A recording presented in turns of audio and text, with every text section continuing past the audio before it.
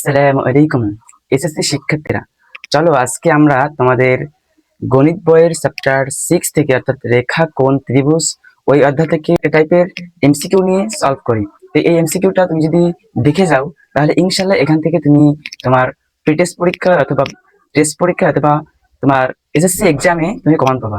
এই টাইপের অঙ্ক অনেক বড় সব দেখো বোর্ডের অঙ্ক। এই বোর্ডের একটা টাইপ শিখলে সেই টাইপটা কি পূরক, সম্পূরক ও সরল কোণ।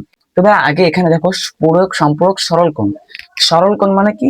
সরল কোণ মানে কি ভাই? তোমার এই যে একটা সরল রেখা, সরল রেখায় যে কোণটা উৎপন্ন হয় এটা হলো তোমার সরল কোণ। আর সম্পূরক কোণ, সম্পূরক কোণ কি? এই সরল রেখায় ধরো মনে করো দুইটা কোণ উৎপন্ন হয়েছে, দুইটা কোণ উৎপন্ন হলে এই একটা কোণ আর একটা কোণের পূরক, সম্পূরক কোণ। অর্থাৎ এরা এরা পরস্পর এ বি সি ডি, তাহলে এ ডি সি এই কোণটা এবং এই কোণটা পরস্পর সম্পূরক কোণ। যদি বলে ইরিশ সম্পূরক কোণ কোনটা, তাহলে এইটা। যদি বলে এর সম্পূরক কোণ কোনটা, তাহলে এইটা। আর পূরক কোণ কি? এই যে সম্পূরক কোণ হবে সরল রেখায়, আর পূরক কোণ কি? একটা সমকোণের মধ্যে, একটা সমকোণের মধ্যে একটা সমকোণের মধ্যে আরেকটা কোণ উৎপন্ন হলে এই কোণটা এই কোণের পূরক কোণ। আবার এই কোণটা এই কোণের পূরক কোণ। তার মানে এরা পরস্পর পূরক কোণ। এখন তোমাদের অঙ্কের একটা শর্টকাট শেখাই দিই। যদি তোমার পূরক কোণ বের করতে বলে, পূরক কোণ বের করতে বললে তুমি করবা কি ভাইয়া? 90 ডিগ্রি থেকে যে কোণটা দেওয়া থাকবে সেটা বিয়োগ করে দেবা। এটা হলো পূরক কোণের সূত্র। পূরক কোণের সূত্র। কারণ কি দেখলাম, এই যে 90 ডিগ্রি দেখলাম না, 90 ডিগ্রি থেকে এই কোণটা বিয়োগ করে দিলে এটা পেয়ে যাবো। এই সূত্রটা এখন তো আসলে শর্টকাট না, হলে আমরা বেসিকই দেখতেছি যে এই 90 ডিগ্রি একটা কোণ, 90 ডিগ্রি একটা কোণ থেকে যদি আমার এই পূরক কোণ এটা বাদ দিয়ে দিলে এর পূরক কোণ কোনটা? এইটা। তো এইটুকু যদি আমি বাদ দিয়ে দিই তাহলে এইটুকু বেরোবে, তাহলে পূরক কোণ বেরিয়ে যাচ্ছে। ঠিক সেরকম সম্পূরক কোণের ক্ষেত্রে, সম্পূরক কোণের ক্ষেত্রে এই সম্পূর্ণ কত? 180 ডিগ্রি। তো 180 ডিগ্রি থেকে যদি আমরা এইটুকু বিয়োগ করে দিই তাহলে এইটুকু বেরিয়ে যাচ্ছে। তাহলে এইটা সম্পূরক কোণ কোনটা? এটা। তাহলে 180 ডিগ্রি থেকে বিয়োগ করে দেবো, যেটা থাকবে সেটা। এখন আমরা অঙ্কটা সলভ করি। প্রথম অঙ্ক বলছে সূক্ষ্মকোণের পূরক কোণ কোনটা। আগে সূক্ষ্মকোণ কোনটা ভাইয়া দেখো, 90 ডিগ্রি কোণের ছোটটা সূক্ষ্মকোণ, তাহলে এটা একটা সূক্ষ্মকোণ, এটা একটা সূক্ষ্মকোণ। তো এই সূক্ষ্মকোণের পূরক কোণ কোনটা? এইটা। সূক্ষ্মকোণের পূরক কোণ কিন্তু সরল কোণ হয়, মানে এত বড় হয়? এত বড় কখনো সম্ভব? সম্ভব না। আর স্থূলকোণ 90 ডিগ্রি সি বড় কি হবে? এর পূরক কোণ এইটা, যেটা 90 ডিগ্রি বড় কখনো হতে পারে না। আবার সমকোণ 90 ডিগ্রি, তো সব মিলে তো 90 ডিগ্রি। এতে যদি আমরা সূক্ষ্মকোণ বাদ দিই তাহলে সূক্ষ্মকোণ বাদ দিয়ে দিই তাহলে তো 90 ডিগ্রি কোণ হচ্ছে না, সব সমকোণ হচ্ছে না। তাহলে থাকছে সূক্ষ্মকোণ। অর্থাৎ দেখো এই সূক্ষ্মকোণের পূরক কোণ কোনটা? এই কোণ। তাহলে এই কোণও সূক্ষ্মকোণ, এই কোণও সূক্ষ্মকোণ। তাহলে 20 নম্বর উত্তর হবে কত? ঘ নম্বর। তারপরে যদি আমরা 21 নম্বরে দেখি, 21 নম্বরে বলছে বিওসি। বিওসি দেখো, বিওসি এর পূরক কোণ কোনটা? আচ্ছা দেখো বিওসি কই? বিওসি এইটা। তো এই কোণের পূরক কোণ কি বললাম? সম্পূরক না, কিন্তু পূরক কোণ। পূরক কোণ কোনটা বলছিলাম এখানে? এইটা। সেটার নাম কি? ডিওসি। ডিওসি কই? বুঝছো? তাহলে 20-21 পারলাম আমরা। 22 নম্বর থেকে বলছে দেখো পিওএন। পি কই? পিওএন। তার মানে কোন কোণ ভাইয়া? তার মানে তোমার এই কোণ। তো এই কোণের পূরক কোণ কোনটা? এই কোণ। তো এই কোণের নাম কি? পি ও কিউ, অথবা কিউ ও পি। তাহলে পি ও কিউ কই? এইটা। বুঝছো? একেবারে সহজ। তার পরেরটা যদি আমরা দেখি,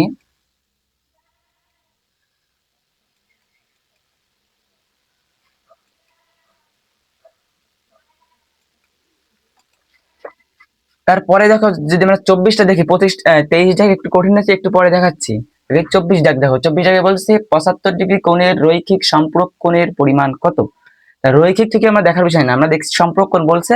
তাহলে 75 ডিগ্রি সম্পূরক কোণ মানে কি? 180 ডিগ্রি থেকে বিয়োগ। 75 বিয়োগ করে দাও 180 থেকে। 180 থেকে 75 বিয়োগ করলে কত হয়? 105 ডিগ্রি। তাহলে এখানে উত্তরটা 105 ডিগ্রি।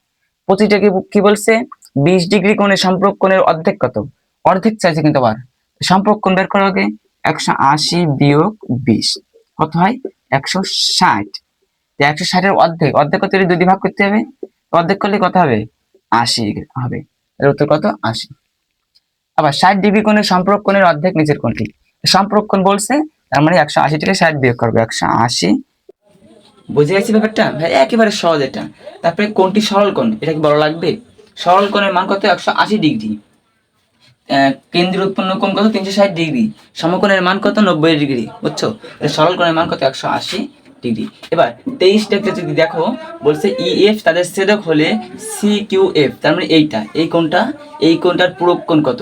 এখন আমাদের যদি এরকম একটা দাগ দেওয়া থাকতো, এখানে, তাহলে আমরা এই কোণটা ছিল এর পূরক কোণ, কিন্তু দাগ দেওয়া নেই, কিন্তু ওর পূরক কোণ বের করতে বলছে। প্রথমে বলছিলাম পূরক কোণ বললে বিয়োগ করে দেবা। এখন তাহলে সিকিউএফ এর মান কত? সিকিউএফ এর মান লাগবে না, নাহলে বিয়োগ করবো কি দিয়ে?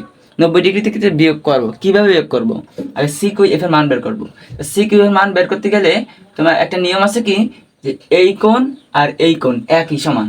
আগে এই কোণের মান বের করো, এই কোণের মান কত। এখানে আমরা জানি কি একটা সরল রেখায় কত ডিগ্রি কোণ উৎপন্ন হয়? 180 ডিগ্রি। তার থেকে 120 ডিগ্রি কোণ ওই বারেরটা, এই ডিগ্রি, তাহলে এইবারের কোণটা কত ডিগ্রি হবে বলো? এইটা যদি 120 ডিগ্রি হয়, তাহলে এইটা কত হবে? 180 থেকে 120 হবে না? 180 বিয়োগ 120 কত হয়? 60 ডিগ্রি। তার মানে আমার এইটুকুর মান কত? 60 ডিগ্রি। এইটার মান যদি 60 ডিগ্রি হয়, তাহলে এইটার মানও 60 ডিগ্রি। তো এইটা যদি 60 ডিগ্রি হয়, তাহলে এর পূরক কোণ কত হবে? পূরক কোণ মানে 90 ডিগ্রি থেকে বিয়োগ। 90 থেকে 60 বিয়োগ করো, 90 থেকে 60 বিয়োগ করো, কত হয়? 30 হয়। কত? 30। উত্তর কত না? উত্তর হবে কত? 30 ডিগ্রি। ঘ। বুঝতে পারছো? একেবারে সহজ। তারপরে যদি আমরা দেখি, তারপরটা কি আছে আমাদের,